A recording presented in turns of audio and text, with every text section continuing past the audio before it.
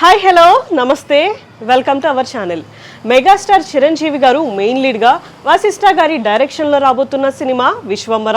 ఈ cinema socio fantasy జోనర్గా మన ముందుకు రాబోతుంది.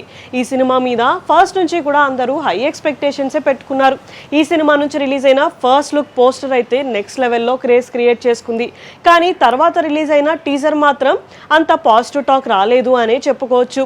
విఎఫ్ఎక్స్ వర్క్ అంత బాలేదు అంటూ నెగిటివ్ కామెంట్స్ కూడా వచ్చాయి. దీంతో ఆల్రెడీ ఫిక్స్ అయిన రిలీజ్ డేట్ని కూడా క్యాన్సిల్ చేసుకొని ఈ మూవీ విఎఫ్ఎక్స్ వర్క్ మీద కాన్సన్ట్రేషన్ చేయడం స్టార్ట్ చేశారు మూవీ టీం. అయితే ఈ మూవీ కోసం హాలీవుడ్ టెక్నీషియన్స్ కూడా వర్క్ చేస్తున్నారు అని ఒక టాక్ కూడా వినిపిస్తుంది. అప్పటి నుంచి ఇప్పటి వరకు ఈ మూవీ గురించి ఎలాంటి అప్డేట్ అయితే లేదు. తర్వాత ఈ మూవీని మే 9న రిలీజ్ చేయబోతున్నారు అని ఒక టాక్ కూడా వినిపించింది. కానీ దాని గురించి కూడా ఎలాంటి అప్డేట్ అయితే లేదు.